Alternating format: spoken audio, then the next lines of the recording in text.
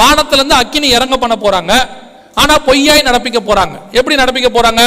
இதுக்கு பேரு ISS, international space station அப்படின்னு பேர். இந்த ISSங்கிறது இது விண்வெளி நிலையம் அப்படின்னு சொல்லுவாங்க. சர்வதேச விண்வெளி நிலையம் அப்படின்னு இருக்கு, வானத்தில் இருக்கு. இது எதுக்கு உருவாக்கி இருக்கிறாங்க அப்படின்னு கேட்டா அவங்க ரெண்டு காரணம் சொல்றாங்க. எதுக்கு உருவாக்கணுங்கிறதுக்கு அவங்க என்ன செய்யறாங்க? ரெண்டு காரணம். ஒன்னு அவங்க சொல்ற காரணம், உங்களை என்னை கொண்டு போய் நிலாவிலையோ இல்ல செவ்வாய் கிரகத்திலேயோ வாழ வைக்க போறாங்களாமா. மூன் ஆர் மாஸ் ஏதோ ஒண்ணுல என்ன செய்ய போறாங்க? வாழ வைக்க போறாங்களாமா. இது முழுக்க முழுக்க பொய். எதுக்காக இது பொய்ன்னு சொல்றோம்? அவ்வளவு பெரிய விஞ்ஞானம், எத்தனாயிரம் கோடி ரூபாய் செலவு பண்ணி அவங்க ஆராய்ச்சி பண்ணிக்கிட்டு இருக்கிறாங்க.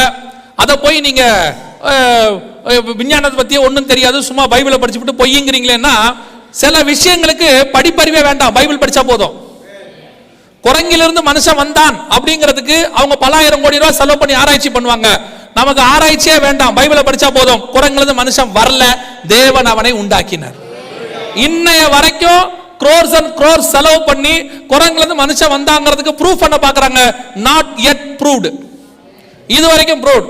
குரங்குடைய குரோமோசோனுக்கும் மனுஷனுடைய குரோமோசோனுக்கும் என்டையர்லி டிஃபரண்ட். ரெண்டும் இன்ன வரைக்கும் செட் ஆகல, இன்ன வரைக்கும் ப்ரூவ் பண்ண முடியல. அதுதான் சொல்றேன், விஞ்ஞானம் சொன்னதுனால எல்லாம் சரியாயிடாது. வேதம் சொன்னதான் சரி, வேதத்துக்கு ஒத்த விஞ்ஞானம் சரி. எப்படிங்க பைபிள்ல விஞ்ஞானத்தை பத்தி நம்ம பார்க்கலாமா? பைபிள் வந்த பிறகுதான் விஞ்ஞானம் வந்துச்சு. விஞ்ஞானம் வந்த பிறகு பைபிள் வரல. தேவன் உண்டாக்கினார், அதுக்கு பிறகுதான் விஞ்ஞானம் வந்துச்சு. அந்த விஞ்ஞானத்தை வச்சு தேவன் அளவு பார்க்க கூடாது. சிலர்லாம் சயின்டிபிக்கலி ப்ரூஃப் கேட்கறான், கடவுள் இருக்கிறாரா? சயின்ஸை உருவாக்குனதே கடவுள். அவரை வச்சு நீ எப்படி சயின்ஸை வச்சு கடவுளை ப்ரூஃப் பண்ணுவ? அவர் அதுக்கும் மேல உலகத்துக்கு வெளியே இருக்கிறவரை உலகத்துக்குள்ள இருந்து எப்படி ப்ரூஃப் பண்ணுவ? இந்த அறிவு நமக்கு வேணும். முதல்ல கம்ப்யூட்டரை உண்டாக்குனா மனுஷன் கம்ப்யூட்டரோட சின்னவனா பெரியவனா? கம்ப்யூட்டரை உருவாக்குற மனுஷன் கம்ப்யூட்டரோட சின்னவனா பெரியவனா? கம்ப்யூட்டரை உருவாக்குன மனுஷனை கம்ப்யூட்டரை வச்சு நீங்க அளவு பார்ப்பீங்களா? அவன் நினைச்சா கம்ப்யூட்டரை என்ன வேணாலும் செய்யலாம். அதே மாதிரிதான் பூமியை உண்டாக்கின தேவன் பூமியை விட பெரியவர். பூமியில இருக்கிற மனுஷனையோ பூமியில இருக்கிற சயின்ஸையோ வச்சு பூமிக்கு வெளியே இருக்கிற தேவனை நிர்ணயம் பண்ண கூடாது. சயின்ஸ் இன்னைக்கு ஒரு கதை சொல்லும், நாளைக்கு ஒரு கதை சொல்லும். நான் படிக்கும் போது ஸ்கூல் காலேஜில் படிச்சுக்கிட்டு இருக்கும் போது டைனோசர் காலம் வேற, மனுஷ காலம் வேறன்னு சொன்னாங்க. அதுக்கு பல மில்லியன் வருஷம், இதுக்கு பல மில்லியன் வருஷம். நாங்க இப்ப 2012 ஆப்பிரிக்கால இருந்த ஒரு ஆர்கியாலஜில கடைசியில என்ன கண்டுபிடிச்சானா, டைனோசருடைய ஃபுட் பிரிண்ட்க்கு பக்கத்துல மனுஷனுடைய கால் தடமும் இருக்கு, ரெண்டும் பக்கத்துல பக்கத்துல இருக்கு.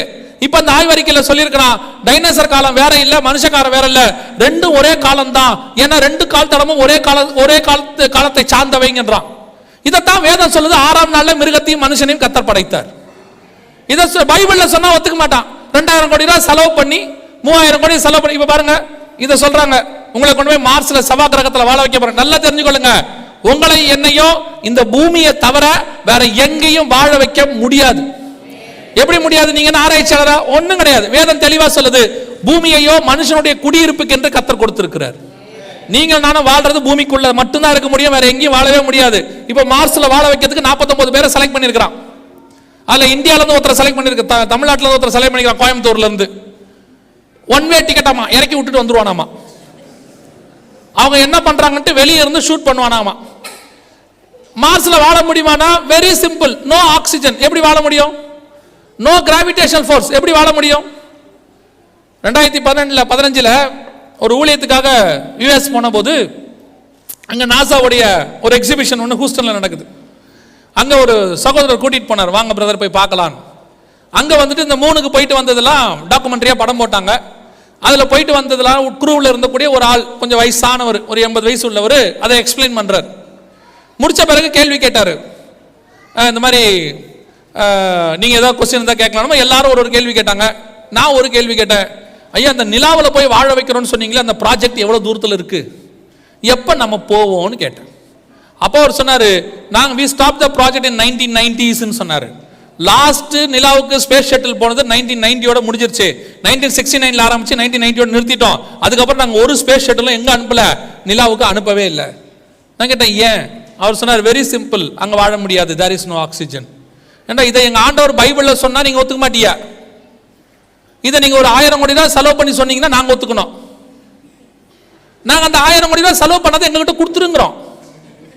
எதுக்கு வேஸ்ட் பண்ற? அவனாவது பரவாயில்ல 1990 நிறுத்திட்டான். இப்பதான் நம்ம நாட்டில் 2 அனுப்பி விட்டுருக்காங்க, சந்திராயன் 1 சந்திராயன் 2. என்னன்னா சந்திராயன் 1 காணோம், 2 தேடிக்கிட்டு இருக்கு. இப்ப அதை எதுக்கு ஆராய்ச்சி பண்ணணுமோ அதை ஆராய்ச்சி பண்ணணும். இது இது இது எதுக்கு சொல்றோம்? ISS இன்டர்நேஷனல் ஸ்பேஸ் ஸ்டேஷன் உங்களை நிலாவில் வாழ வைக்க போறோம். வாழ வைக்க மாட்டான், இவனால வாழ வைக்க முடியாது. இங்க இருந்து உங்களை அமெரிக்காலே வாழ வைக்க மாட்டான், விசா கொடுக்க மாட்டான். இது போய் 100%. இது எதுக்காக வச்சிருக்கிறாங்கன்னா, உண்மை நோக்கம் என்னன்னா, பூமியை முழுவதுமாக அவர்கள் கண்காணிக்கிறார்கள். டோட்டல் வேர்ல்டை என்ன செஞ்சுட்டு இருக்காங்க? ஒரு சர்வைலன்ஸ்குள்ள கொண்டு வராங்க. நான் இதை பத்தி உங்களுக்கு இன்னும் 2-3 நாள் பாடத்தில் எடுக்கிறேன். எப்படி சர்வைலன்ஸ் பண்ணிட்டு இருக்காங்க, அதுக்கு உங்ககிட்ட என்ன இன்ஸ்ட்ருமெண்ட் கொடுத்து வச்சிருக்காங்க, நீங்க எல்லாம் எதுக்கு எப்படி அதுக்கு அடிக்ட் ஆகிருக்கிறீங்க, இதை பத்தி நம்ம இன்னொரு நாள் பார்க்கலாம்.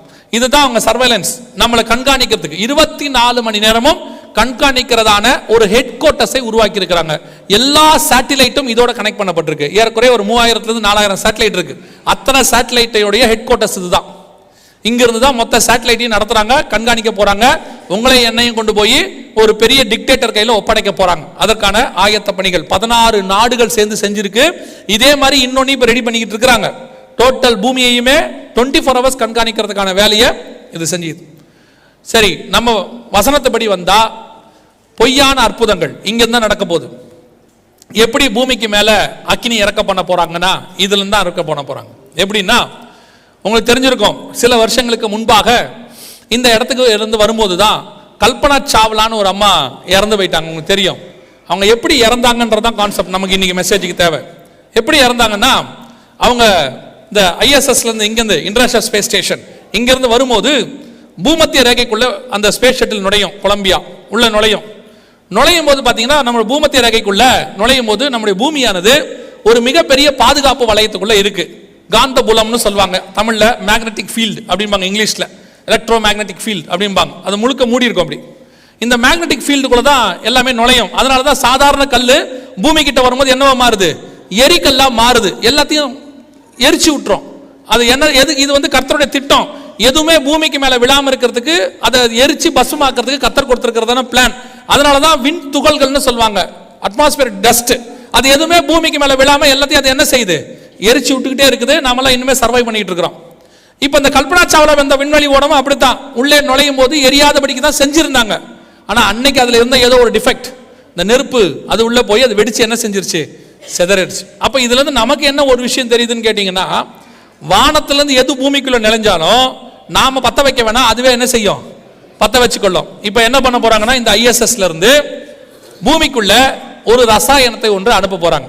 இது எங்க இருக்குன்னா, ஒரு 40,000 கிலோமீட்டருக்கு அந்த பக்கத்துல இருக்கு. அனுப்ப போறாங்க. அந்த ரசாயன கேஸ், நம்ம சொல்லக்கூடியதான ரசாயன வாயு, அது பூமத்திய ரேகைக்குள்ள நுழையும் போது இந்த நெருப்புல தானாவே என்ன செய்யும்? தீப்பற்றி கொள்ளும். அந்த நேரத்தில் கீழே இருக்கிற சர்வாதிகாரி சொல்லுவான், வானத்துல இருந்து அக்கினி இறங்க போகுதுன்னு சொல்ல போறான். அந்த அவங்க சொல்றதுக்கும் இவங்க அனுப்புறதுக்கும் எப்படி இருக்கும்? கரெக்டாக இருக்கும். அப்படி வருமா அப்படின்னு கேட்டீங்கன்னு சொன்னா, இப்போ உங்க வீட்டில் இருக்கக்கூடிய சிலிண்டர் கேஸ் உங்களுக்கு தெரியும், லீக் ஆகுதுங்கிறத எப்படி கண்டுபிடிக்கிறீங்க? அந்த ஸ்மெல் அது கிடையவே கிடையாது. அந்த ஸ்மெல் யார் வைக்கிறதுனா, அந்த கேஸை அடைக்கிறவங்க வைக்கிறது. எதுக்காக அந்த ஸ்மெல் வைக்கிறாங்கன்னா, நீங்க லீக் ஆனா கண்டுபிடிக்கிறதுக்காக வைக்கிறாங்க. ஒருவேளை அந்த ஸ்மெல் இல்லாட்டி எப்படி கண்டுபிடிப்பீங்க? கண்டுபிடிக்க முடியாதா?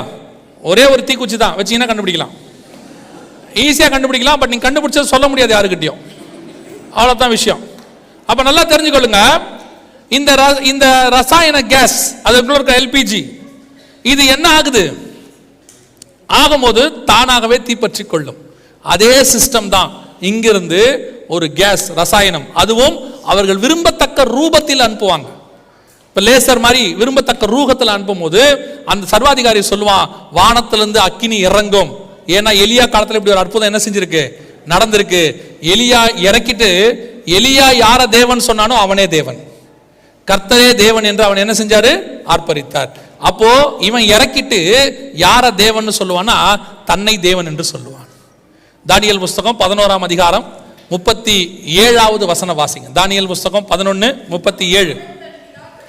அவன் தன் பிதாக்களின் தேவனை மதியாமலும் ஸ்திரீகளின் சிநேகத்தையும் எந்த தேவனையும் மதியாமலும் எல்லாவற்றுக்கும் தன்னை பெரியவனாக்கி அரண்களின் தேவனை தன் ஸ்தானத்திலே கனம் பண்ணி, அதாவது தன்னை எல்லாருக்கும் மேல உயர்த்துவான். நெருப்பை இறக்கிட்டு எலியா சொன்னாரு கர்த்தரே தேவன். நெருப்பை இறக்கிட்டு இவன் சொல்லுவான் நானே தேவன். தன்னைத்தான் தேவன் என்று காண்பிக்கிறவனாயும் இருப்பான். இப்போ தேவன் என்று தன்னை காண்பிக்கிறதுக்கு பிசாசு இறக்குவதற்கான எல்லா வேலைகளையும் செஞ்சிருக்கு. ஏன் நெருப்பை இறக்குறாங்க அப்படின்னு கேட்டீங்கன்னா, ஒன்று யூதர்களை நம்ப வைப்பதற்கு. வேதம் சொல்லுது யூதர்கள் அடையாளங்களை தேடுகிறார்கள். இரண்டாவது, உலகத்தில் உள்ள எல்லா மதத்திலும் நெருப்பு தெய்வமாக பார்க்கப்படுகிறது. எந்த மதத்துக்கு போனீங்கன்னா ஒரு நெருப்பு இருக்கும். அது அவங்கவுங்க அளவில் ஏதோ ஒன்று. இப்போ சீனர்கள் வீடுகள்லாம் போனீங்கன்னா ஒரு சிவப்பு கலர் விளக்கு ஒன்று வச்சிருப்பாங்க. எல்லா மதக்காரங்களும் ஒரு நெருப்பு என்ன செய்வாங்க வச்சிருப்பாங்க. அப்ப நெருப்பை பார்த்தா கடவுளை பார்த்ததா அவங்களுக்கு எண்ணம். அப்ப இவன் நெருப்பை இறக்கும் போது தேவனே இறங்கினதாக அவர்கள் நம்புவார்கள். அதை இறக்கின அவனை தேவனாக ஏற்றுக்கொள்வார்கள். அத்தனை பேரையும் நம்ப வைப்பதற்கு ஒரு பொய்யான அற்புதம் நடைபெற போகிறது. அதற்கான ஆயத்த பணி எல்லாம் தயாராக இருக்கு. அதுக்கு தான் திருப்பியும் சொல்றேன், அற்புதங்களை கண்டு ஏமாறாதிருங்கள். யார் அற்புதங்களை செய்தாலும் அற்புதங்களை வைத்து ஊழியக்காரரை தயவு செஞ்சு என்ன செய்யாதீங்க, டிசைட் பண்ணாதீங்க. அந்த ஊழியக்காரனுடைய வசனத்தையும் அந்த ஊழியக்காரனுடைய கனிகளையும் வைத்து தான் என்ன செய்யணும், டிசைட் பண்ணணும். வேதம் அப்படித்தான் சொல்லுது. அதனால ரெண்டாவது, வானத்திலிருந்து அக்கினி இறங்குவதற்கு எல்லாம் தயாராக இருக்கு. இன்னும் ஒரு காரியம் இருக்கு, வாசிங்க 13ஆம் அதிகாரம் வெளிப்படுத்தின விசேஷம் 15வது வசனத்தை வாசிங்க. வெளிப்பாடு 13:15 வாசிங்க. மேலும் அம்மிருகத்தின் சொரூபம் பேசத்தக்கதாக. சொரூபம்னா சிலை, ரூபம்னா நம்மள மாதிரியே இருக்கிறதுக்கு பேரு சொரூபம், சமஸ்கிருத வார்த்தை அது. சொரூபம் என்றால் சிலை. மேலும் அம்மிருகத்தின் சிலை பேசத்தக்கதாகவும், அப்புறம் அந்த சிலையை வணங்காத யாவரையும் என்ன செய்யுமா, கொலை செய்யத்தக்கதாக. ரெண்டாவது, முதல்ல மிருகத்தின் சொரூபம் பேசும், பார்க்கும், பேசும். ரெண்டாவது, வணங்காதவங்களை கொலை செய்யும். அடுத்து, மிருகத்தின் சொரூபத்திற்கு ஆவியை கொடுக்கும்படி அதற்கு சத்துவம் கொடுக்கப்பட்டது. மூன்றாவது, அதற்கு சத்துவம் கொடுக்கப்படும். இந்த மூன்று காரியங்களை வெளிப்படுத்தல் 13:15 ஆண்டவர் சொல்றார். இந்த வசனம் கொடுக்கப்பட்டு 1900 வருஷம் ஆகுது. நல்லா தெரிஞ்சுக்கொள்ளுங்க. வெளிப்பாடு 13:15 கொடுக்கப்பட்டு 1900 வருஷம் ஆகுது. இந்த தீர்க்க தரிசனம் இப்போதான் நிறைவேறி இருக்கு. உங்களுக்கு தெரியும், இதுவரைக்கும் சிலை பேசினதாக எந்தவித சரித்திர குறிப்பும் இல்லை. சிலை என்னென்னவோ செய்யும். சிலை கண்ணை திறந்துச்சு, சிலை அழுதுச்சு, அப்புறம் சிலை பால் குடிச்சிச்சு, அப்புறம் மாதா ரத்த கண்ணீர் வடிச்சிச்சு, அப்புறம் சாதா கண்ணீர் வடிச்சிச்சு. இப்படி நிறைய இருக்குது இல்லையா? நீ கேள்விப்பட்டிருக்கீங்க தானே? மாதா ரத்த கண்ணீர் வடிச்சதெல்லாம் கேள்விப்பட்டிருக்கீங்களா? என்னைக்காவது ரத்த கண்ணீர் வடிக்கிற மாதா வாய் திறந்து சொல்லியிருக்கா ஏன் வடிக்கிறேன்னு? அழுவுற மாதா சொல்லிடலாம்ல வாய் திறந்து ஏன் அழுவுறோன்னு. எந்த மாதாவும் என்ன செஞ்சதில்லை இது வரைக்கும் வாய் திறந்து. ஏன் தெரியுமா? வேதம் சொல்லுது, அது கண்ணிருந்தும் காணாது, வாயிருந்தும் பேசாது. ஆண்டவர் சொன்னா சிலை பேசாது. இது வரைக்கும் சிலை பேசல. அதே ஆண்டவர் தான் சொல்றாரு வெளிப்படுத்தல் 13:15 கடைசி காலத்தில் சிலை என்ன செய்யுமாம், பேசுமாம், பார்க்குமாம், கொலை செய்கிற அதிகாரம் அதுக்கு வருமாம். அது மாத்திரமல்ல, அதற்கு ஆவியை கொடுக்கும்படி சத்துவம் கொடுக்கப்பட்டது. அப்பனா கடைசி காலத்துல சிலை பேச ஆரம்பித்திருக்கிறது. சிலை இது வரைக்கும் என்னென்ன மெட்டல்ஸ்ல பார்த்திருக்கிறீங்க நீங்க? சிலை இது வரைக்கும் என்னென்ன மெட்டல்ஸ்ல பார்த்திருக்கிறோம்? அயன், பிரான்ஸ், சில்வர், கோல்ட் இல்லையா, கிளே, எல்லாத்திலையும் பார்த்திருக்கிறோம். இது சிலிக்கான் சிலை. கவனிங்க, இது சிலிக்கான் சிலை. சிலிக்கானா வேற ஒன்றும் இல்லைங்க. சிலிக்கான் சொல்றோம் என்னன்னா மண்ணு, சாதாரண மண்ணு. இதை எடுத்து லேப்ல கொடுத்து என்ன செய்வாங்க, கெமிக்கலையே மாற்றுவாங்க. மாற்றும் போது அது சிலிக்கானா மாறும். அந்த சாண்டு தான் சிலிக்கானா மாறும். அதைத்தான் சிலிக்கான்ல செய்யப்பட்ட. நம்ம மண்ணில் செஞ்சதுனால சிலையை இப்போ எதுல செய்யறான், மண்ணில் செய்யறான், சிலிக்கான்ல செய்யறான். அதான் சிலிக்கான் சிலை. இது பாருங்க, இதுக்கு பேர் ஜியான் பேரு. வேர்ல்டுலே த மோஸ்ட் இன்டராக்டிவ் ரோபோட்னு சொல்லுவாங்க. இன்டராக்டிவ் ரோபோட்னா கூட கூட பேசுற ரோபோட். எந்த கேள்வி கேட்டாலும் பதில் சொல்லும், எல்லா கேள்விகளுக்கும் பதில் சொல்லும். இதுல அந்த சிவப்பு கலர் தான் ரோபோட். நீங்க அதை தப்பா எடுத்துடக்கூடாது. ரெண்டுல எதுன்னு பார்க்க கூடாது. ஏன்னா இதை விட இதுதான் ரோபோட் மாதிரி இருக்கும் பார்க்கறதுக்கு. ஆக்சுவலா அதுதான் ரோபோட். எனக்கு இந்த ரோபோட்டை பார்க்கும்போது ரொம்ப ஆச்சரியப்பட்டது என்னன்னா, இதை செஞ்சவன் எவ்வளவு பெரிய அறிவாளி பாருங்க. இந்த கூட கூட பேசுற ரோபோட்டை பெண் ரோபோட்டா செஞ்சிருக்கிறான் பாருங்க. அவனுக்கு தெரியும் ஆண் ரோபோட்டா பேசினா 4 லைனுக்கு மேல அது பேசாது, அதுக்கப்புறம் அமைதியாயிரும், அவ்வளவுதான். அதுக்கு மேல பேச வராது, அது அவ்வளவுதான். 2 வார்த்தை பேசி பார்ப்போம், முடியாது, அவ்வளவுதான், சாஃப்ட் ஆயிரும். இது ஒன்று தான் பேசிக்கிட்டே இருக்கும். அது எவ்வளோ அறிவாளி இருப்பாங்க அவன். இதுக்கு பேர் ஜியான் பேரு. இதுக்கு முன்னாடி ஒன்று இருந்துச்சு, அசிமோவ் டெக்னாலஜின்னு சொல்லுவாங்க, ஜப்பான்ல செய்யப்பட்டது. இந்த அசிமோவ் டெக்னாலஜி இப்போ இந்தியாவுக்கு வந்திருக்கு. இதுதான் அசிமோவ் டெக்னாலஜி. வெளிப்பாடு 13:15 கர்த்தர் சொன்னபடியே சிலை பார்க்க ஆரம்பித்திருக்கிறது, பேச ஆரம்பித்திருக்கிறது. இது சிலை, அதாவது சிலிக்கான் சிலை, ரோபோட்டிக். இதுல என்னன்னா இது பார்க்கும், பேசும். இது வந்து அவங்க பேசினா அவரை பார்த்து பேசும், இவர் பேசினா இவரை பார்த்து பேசும். கேட்கிற கேள்விக்கு பதில் சொல்லும். பெரிய ஆச்சரியம், தொட்டா ஏன் தொட்டிங்கன்னு கேட்கும். இதுக்கு பேர் அசிமவ் டெக்னாலஜி. இந்த அசிமவ் டெக்னாலஜி இப்போ இந்தியாவுக்குள்ளே வந்திருக்கு. எங்க வந்திருக்கு நான் உங்களுக்கு சொல்றேன். இது கர்த்தர் சொன்னபடி வெளிப்பாடு 13:15 ஃபர்ஸ்ட் பார்ட். சிலை பார்க்குமாம் பேசுமாம். 100% தீர்க்க தரிசனம் துல்லியமாக நிறைவேறிவிட்டது. சிலை பார்க்க ஆரம்பிச்சிருக்குது, பேச ஆரம்பிச்சிருக்கு. இப்போ இதுலயே கொஞ்சம் அட்வான்ஸ்ட். சிலை என்ன செய்ய ஆரம்பிச்சிருக்குன்னு கேட்டீங்கன்னா, வேலை செய்ய ஆரம்பிச்சிருக்கு. டீச்சரா வேலை செய்து, ஹோட்டல்ஸ்ல வேலை செய்து, மனுஷனை ரீப்ளேஸ் பண்ணிக்கிட்டே வருது. மனுஷனை என்ன செய்யுது? ரீப்ளேஸ் பண்ணிக்கிட்டே வருது. சவுண்ட் கொடுக்கலாமா? சவுண்ட் இல்ல, சரி கவனிங்க. இப்போ இது ரீப்ளேஸ் பண்ணிக்கிட்டே வருது. நீங்க சில பேசுறத கேட்கணும்னு நினைச்சேன் நான், வேற ஒன்றும் இல்லை. 100% தீர்க்கதரிசனம் நிறைவேறினது. அபி அதை கனெக்ட் பண்ணி பாரு. அபி கனெக்ட் பண்ணு. Okay right. கவனிங்க, சவுண்ட் இருக்கா? சரி வேண்டாம் வேண்டாம் விட்டுருங்க. No no no no time. இங்கேங்க, இது சென்னையில் வந்திருக்கிற ரோபோட் ஹோட்டல்.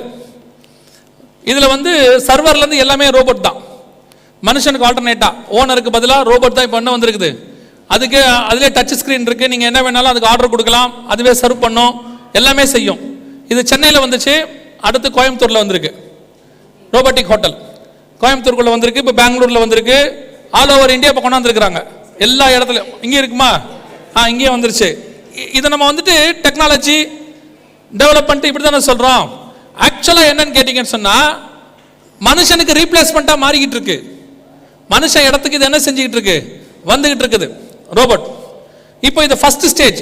பார்க்க ஆரம்பித்திருக்கு, பேச ஆரம்பிச்சிருக்கு. அடுத்து மனுஷனை கண்ட்ரோல் பண்ண ஆரம்பிச்சிருக்கு. எப்படி கண்ட்ரோல் பண்ண ஆரம்பிச்சிருக்கு? இது பாருங்க, துபாய் ஷாப்பிங் மால்ஸ்ல பல இடங்கள்ல ரோபோகாப் அப்படின்னு சொல்லுவாங்க. ரோபோட்டிக் போலீஸ், மனுஷனை கண்ட்ரோல் பண்றது.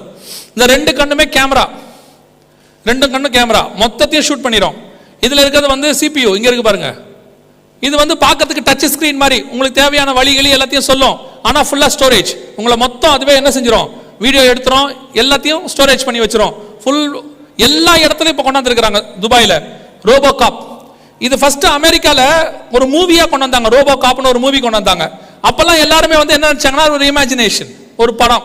நான் எப்போ சொல்லுவேன், இந்த மீடியா இருக்கு பாத்தீங்களா, இந்த மீடியாங்கிறத எப்பவுமே ஆன்டி கிரைஸ்டுடைய ஆட்கள் எதுக்கு யூஸ் பண்ணுவாங்கன்னா, உங்களை ரெடி பண்றதுக்கு யூஸ் பண்ணுவாங்க. என்ன ரெடி பண்றாங்கன்னா, நான் வந்து ஒரு இடத்துக்கு போயிருந்த போது அங்க இருக்கிற ஒரு சயின்டிபிக்கல் சம்பந்தப்பட்ட ஒருத்தரை மீட் பண்ணும் போது அவர் சொன்னாங்க, ஒரு சில நாடுகள் நம்மளை விட 50 வருஷம் முன்னாடி இருக்கிறாங்க, முன்னாடி இருக்கிறாங்க.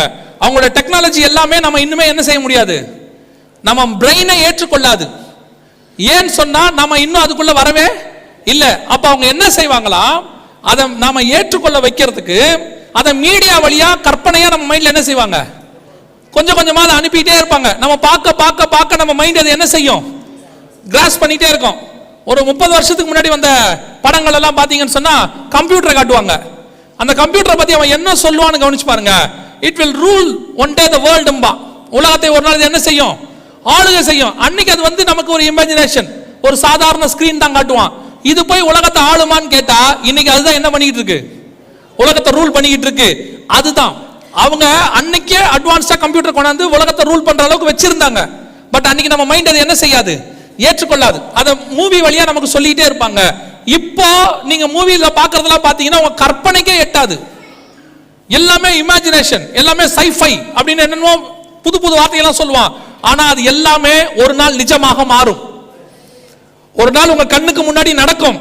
அதை தான் இப்ப கொண்டாந்து கொஞ்சம் கொஞ்சமா உங்க மைண்ட்ல இம்ப்ளிமெண்ட் பண்ணிட்டே இருக்கிறான். உங்க பிரெயின் அதை ஏற்றுக்கொள்ள வைக்கிறான். அதுல ஒண்ணுதான் ரோபோகாப். இந்த ரோபோகாப்ங்கிறது ஒரு 10 வருஷத்துக்கு 5 வருஷத்துக்கு முன்னாடி வந்ததான ஒரு மூவி. அன்னைக்கு வந்து யுஎஸ்ல வந்து ஒரு பெரிய போலீஸ் டிபார்ட்மெண்ட்டே ரோபோவா இருந்துச்சு, ஒரு ஆள் இருந்தானு. இன்னைக்கு யுஎஸ்ல ரோபோகாப் டிபார்ட்மெண்ட்டே இருக்கு. யுஎஸ்ல ஒரு 2 வருஷத்துக்கு முன்னாடி நிறவெறி பிரச்சனை ஒண்ணு வந்துச்சு அமெரிக்கால. கருப்பின மக்களுக்கும் வெள்ளையின மக்களுக்கும் சண்டை. அதுல கருப்பின மக்கள் வெள்ளையின மக்களை போட்டு கொண்டுட்டாங்க, ஒரு 6 பேரை. இதை கண்ட்ரோல் பண்றதுக்கு அமெரிக்கா முழுதும் கலவரம் பரவிருச்சு. இதை கண்ட்ரோல் பண்றதுக்கு அமெரிக்கன் போலீஸால முடியல. என்ன பண்ணாங்க தெரியுமா கடைசியா? அப்பதான் ஃபர்ஸ்ட் ரோபோ காப் டிபார்ட்மெண்ட் ஒன்று இருக்கிறதே தெரியப்படுத்தினாங்க. Robot police இறக்கப்பட்டது. இறங்கி 48 மணி நேரத்துக்குள்ள மொத்தத்தையும் கண்ட்ரோல் கொண்டாந்துருச்சு. அப்போ மனுஷனை கண்ட்ரோல் பண்ற இடத்துக்கு எது வந்துருச்சு? மிஷின், ரோபோ வந்துருச்சு, சிலை வந்துருச்சு, பார்க்க ஆரம்பிச்சிச்சு, பேச ஆரம்பித்தது. இப்போது நம்மை கண்ட்ரோல் பண்ற இடத்துக்கு வந்திருக்கு. இதுக்கு அடுத்த ஸ்டேஜ் நம்மளை கொலை பண்ணுகிற ரோபோ. கொலை பண்ற ரோபோ வருமா அப்படின்னு கேட்டீங்கன்னா இதுக்கு பேரு கில்லிங் ரோபோட்ஸ் பேர். நான் சொன்ன பாருங்க, அசிமோவ் டெக்னாலஜி இந்தியாக்குள்ள வந்திருக்குன்னா கேரளா போலீஸ் டிபார்ட்மெண்ட்ல அசிமோவ் டெக்னாலஜி கொண்டாந்துட்டாங்க. கேரளா போலீஸ்ல ஹியூமனாய்ட் ரோபோட். இதுல என்னன்னு கேட்டீங்கன்னு சொன்னா இதுல என்ன யூஸ் பண்றாங்கன்னு கேட்டீங்கன்னா அசிமோவ் டெக்னாலஜின்னு ஒன்று சொல்லுவாங்க. இங்க இருக்கு பாருங்க, அசிமோவ் ரோபோட்டிக்ஸ் கொண்டாந்துட்டாங்க. இது கேரளா போலீஸ் டிபார்ட்மெண்ட்டுக்குள்ளேயே கொண்டாந்தாச்சு இந்தியாக்குள்ள. இது வந்து ஒரு 10 வருஷத்துக்கு முன்னாடி ஜப்பான்ல இருந்தது. இப்போ பார்க்கிற ரோபோட் ரெடி, பார்க்கிற சிலை ரெடி, பேசுகிற சிலை ரெடி, மனுஷனை கண்ட்ரோல் பண்ற சிலை ரெடி. இதுக்கு அடுத்த ஸ்டேஜ் கொல்லுகிற ரோபோட். இங்க இருக்கு பாருங்க, இதுக்கு பேர் கில்லிங் ரோபோட்ஸ் பேர். இது அமெரிக்கன் யுஎஸ் ஆர்மில ஜப்பானீஸ் செஞ்சு கொடுத்ததான ரோபோட்டிக் பிரிவு. இதோட ஸ்பெஷாலிட்டி என்னன்னு கேட்டீங்கன்னா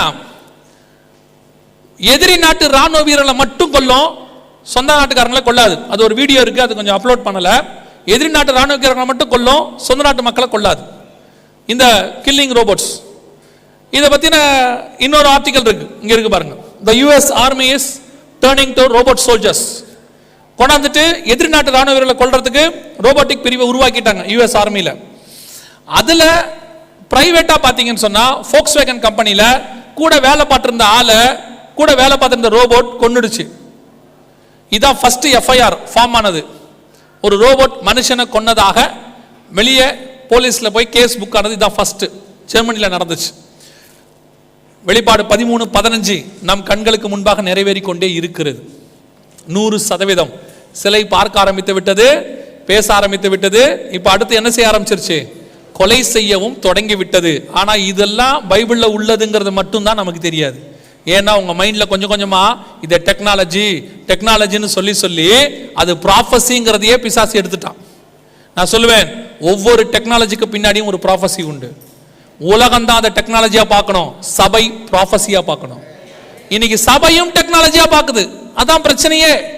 ஒரு கவர்மெண்ட் வருதா, உலகத்தை பொறுத்த வரைக்கும் அது பாலிடிக்ஸ், நம்மை பொறுத்த வரைக்கும் அது ப்ராஃபஸி. நேற்று பார்த்தோம், ஒரு கவர்மெண்ட் வருது, உலகம் அதை பாலிடிக்ஸா பார்க்கும், அரசியல். நம்மளை பொறுத்த வரைக்கும் அது தீர்க்க தரிசனம். சபை வேறு விதமா பார்க்கணும், தேவன் பார்க்கிற விதமா பார்க்கணும். இன்னைக்கு அதை பார்க்க சபை தவறி விட்டது. நீங்களும் டெக்னாலஜியா பார்க்கறீங்க, நீங்களும் பாலிடிக்ஸா பார்க்கறீங்க. அப்படி பார்க்காதீங்க. ஒவ்வொன்றுத்துக்கு பின்னாடி பைபிள்ல ஏதாவது இருக்குதான்னு பாருங்க. ஆண்டவர் பைபிள்ல சொல்லாம ஒரு விஷயத்தை இங்க நடக்கவே நடக்காது. எல்லா முக்கியமான எல்லா விஷயத்தையும் கர்த்தர் வேதத்துல சொல்லி வச்சிருக்கிறார். அப்படி அது இல்லைன்னா அது முக்கியமானது இல்லைன்னு அர்த்தம், அவ்வளவுதான். ஒவ்வொரு காலகட்டத்துக்கு ஒவ்வொன்று முக்கியமா நாம நினைப்போம், ஆனா பைபிளுக்கு எல்லா காலகட்டத்திலும் எது முக்கியம்னு தெரியும், அதை சொல்லி வச்சிருக்குது. இது 2வது பார்ட். இப்போ என்ன இருக்கு? பார்க்கிறது வந்துருச்சு, பேசுறது வந்துருச்சு, கொலை செய்யற ரோபோட்டும் வந்துருச்சு. 3வது ஆவியை கொடுக்கும்படி அதற்கு சத்துவம். அதாவது ஆவி என்பதற்கு ஸ்ட்ரென்த் அப்படின்னு ஒரு பலம் அப்படின்னு ஒன்று இருக்குது, பவர் அப்படின்னு ஒன்று இருக்கு. இப்போ தானாய் சுயமாய் சிந்தித்து தானே ஆக்டிவேட் பண்ணக்கூடிய ஆர்டிஃபிஷியல் இன்டெலிஜென்ஸ் என்று சொல்லக்கூடிய ஏஐ டெக்னாலஜி இங்க இருக்கு பாருங்க. இது ஏஐ டெக்னாலஜி ரோபோட். இது வந்து என்னன்னு பார்த்தா ரோபோட் வரப்போகுதுன்னு பார்க்காதீங்க, வாசிக்கிறதே ரோபோட் தான். ஏதோ ரோபோட் வரும் போல அப்படின்னு நினைக்காதீங்க. இந்த இதுவே ரோபோட் தான். அது கண்ணு இமைக்கிறதெல்லாம் பாருங்க, அதோட ஃபேஸ் எக்ஸ்பிரஷன் எல்லாம் பாருங்க. இதை எந்த விதத்திலுமே நீங்க ரோபோட்னு சொல்லவே முடியாது. ஏஐ ஆர்டிஃபிஷியல் இன்டெலிஜென்ஸோட அதுவே தானா நியூஸ் வாசிக்கும், கொடுக்குற நியூஸை அதுவே கண்ட்ரோல் பண்ணும். இந்த வீடியோக்கு அப்புறம் அடுத்த நியூஸ் படிக்கணும். எப்படி மனுஷன் இப்போ செய்கிறானோ எல்லா வேலையும் அது செய்யுது. அது ஃபீமேல் ஆங்கர், இது மேல் ஆங்கர். இது பார்த்தீங்கன்னா இதுவே சொல்லும், I am English artificial intelligence first day in news agency, my voice and appearance are modelled on Zhang Zhao, a real anchor with the development of media industry calls for continuous innovation. இது வந்து ஒரு AI technology, artificial intelligence இருக்கக்கூடியதான robot கிடையாது, அதுக்கு அடுத்த technology இது. கர்த்தர் சொன்ன வெளிப்பாடு 13:15 100% நிறைவேறி விட்டது.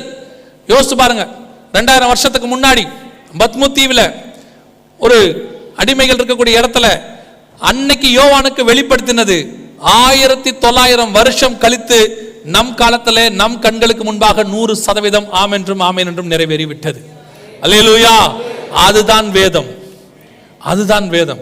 அந்த வேதத்தை தியானிச்சாதான் இதெல்லாமே கிடைக்கும். எல்லாத்தையும் வெளிப்படுத்தின விசேஷம் 22 அதிகாரத்துக்குள்ள எல்லாவற்றையும் கர்த்தர் சொல்லி வச்சிருக்கிறார். ஒன்னொன்னா நம்ம கொஞ்சம் தியானிக்க வேண்டியது. இப்போ எந்த ரேஞ்சுக்கு போயிருக்குன்னு சொன்னா, இப்போ இது பேர் சோஃபியான் பேரு, சிட்டிசன்ஷிப் இன் சவுதி அரேபியா. அதாவது மனிதனை போலவே அதற்கு என்ன கொடுக்கப்பட்டாகி விட்டது அப்படின்னு கேட்டீங்கன்னு சொன்னா, மனிதனை போலவே அதுக்கு குடியுரிமை கொடுக்கப்பட்டாகி விட்டது. நமக்கு ஈக்குவலா வந்துருச்சு, நம்மளை ஆள தொடங்கிருச்சு, கடைசியா நம்மளை கொலை பண்ணவும் தொடங்கிருச்சு. இப்போ மனுஷனை போல கூட வாழ தொடங்கிருச்சு. இது ஆர்டிபிஷியல் இன்டெலிஜென்ட் ரோபோட். இதை எந்த விதத்திலும் இங்க ஒரு லைட் இருக்கும், இதை வச்சு மட்டும்தான் அது ரோபோட்னு உங்களுக்கு தெரியத்துக்கணும். மற்றபடி எதை வச்சுமே இதை நீங்க ரோபோட்னு சொல்ல முடியாது, ஒன்னுத்திலுமே சொல்ல முடியாது. அதோடைய புருவ அசைப்பு, அது பேசுறது, அதோடைய ஸ்லாங்கு, அதோடைய பாடி மாடுலேஷன் அத்தனையும் பாருங்க, ஒரு நார்மல் கேர்ள் என்ன செய்வாங்களோ அதான் செய்யும். High technology. வெளிப்பாடு 13:15 கர்த்தர் சொன்னபடி துல்லியமாய் நிறைவேறிவிட்டது 100% ஆம் என்றும் ஆமென் என்றும். இன்னும் ஒரே ஒரு காரியம் மாத்திரம் இருக்கு, அதை நான் சொல்லிட்டு முடிக்கிறேன். வாசிங்க சீக்கிரமா. யோவேல் புஸ்தகம் 2ஆம் அதிகாரம் 8வது வசனத்தை வாசிங்க. யோவேல் 2:8, ஜோயல் 2:8 வாசிங்க. அந்த வேத பகுதியை எல்லாருமே எடுங்க, அந்த வேத பகுதியை எல்லாருமே எடுங்க. எந்த அளவுக்கு அது நம்ம காலத்தில் நிறைவேறி இருக்குதுன்னு பாருங்க. 2:8 மட்டும் எடுங்க எல்லாரும். ஒன்றை ஒன்று நெருக்காது, ஒவ்வொன்றும் தன் தன் பாதையிலே செல்லும், அவைகள் ஆயுதங்களுக்குள் விழுந்தாலும் காயப்படாமல் போகும்,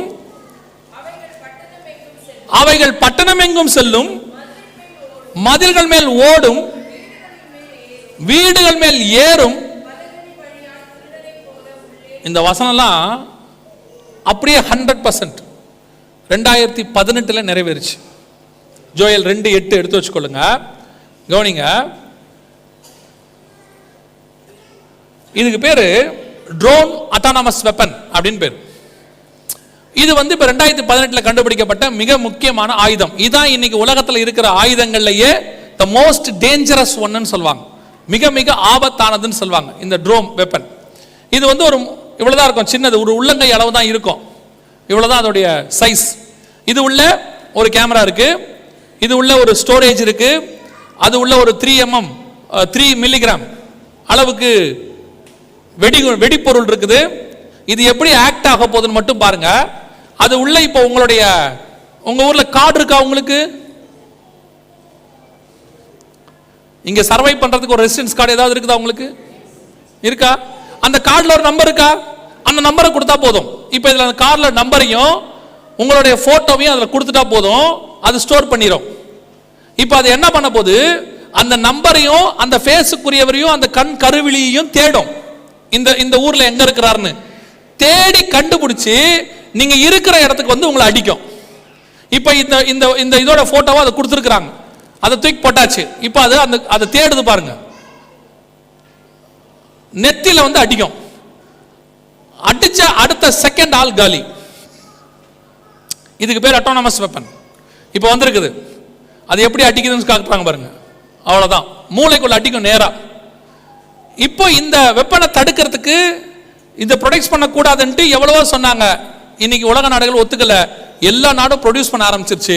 இப்போ அந்த யோவேல் 2:8 அவர் சொல்றாருல, பலகனி வழியா ஏறும், மதில்கள் வழியா நுழையும், பட்டணங்கள் தோறும் செல்லும். இது அப்படியே ஒரு ஷார்ட் பிலிமா காட்டுவாங்க பாருங்க. இப்போ போகுது பாருங்க, உள்ளே நுழையும், ஒன்றை ஒன்று நெருக்காது, திருடனை போல நுழையுதா? இப்போ அது அப்படியே லைவா காட்டுவாங்க பாருங்க. அப்படியே யோவேல் 2:8-9 100% நம் காலத்துல.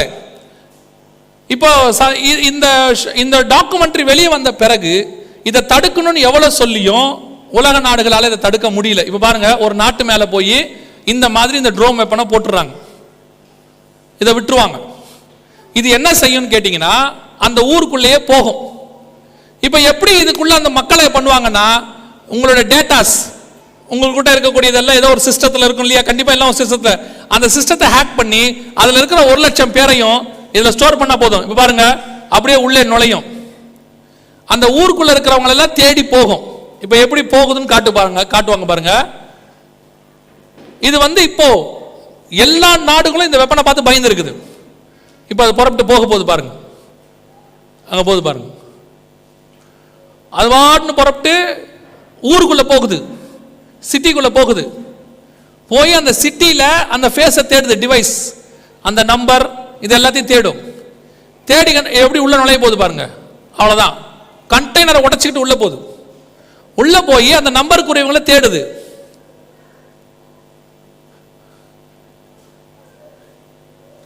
எப்படி தேடுது பாருங்க. எல்லாரையும் அடிக்கல, அந்தந்த நம்பருக்குரியவங்களை மட்டும் தான் தேடுது.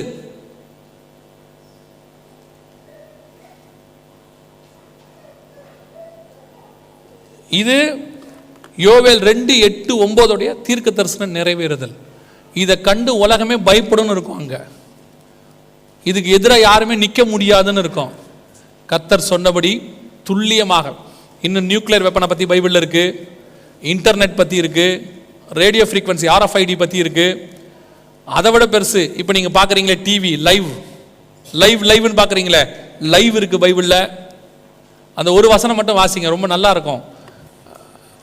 வெளிப்படுத்தின விசேஷம் 11ஆம் அதிகாரம், வெளிப்படுத்தின விசேஷம் 11ஆம் அதிகாரம் 8ஆம் வசனம் வாசி. 4ஆம் தூதன் தன் கலசத்தில் உள்ளதை தப்பா வாசிக்கிறீங்க. வெளிப்பாடு 11:8 வாசிங்க.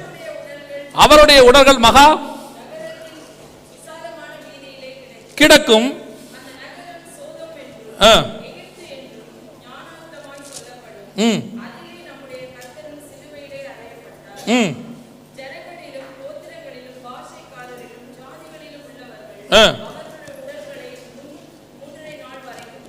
மூன்றரை நாள் வரைக்கும் ஜனங்களிலும், அந்த வசனம் திருப்பி அதை மட்டும் திருப்பி வாசிங்க.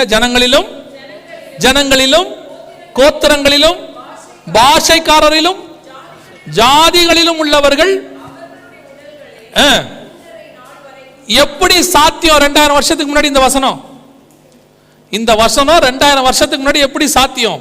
எருசலேம்ல தெருவுல செத்து கிடக்கிற 2 பேரை உலகத்தில் இருக்கிற அத்தனை பேரும் பார்ப்பாங்கன்னு பைபிள் சொல்லுது.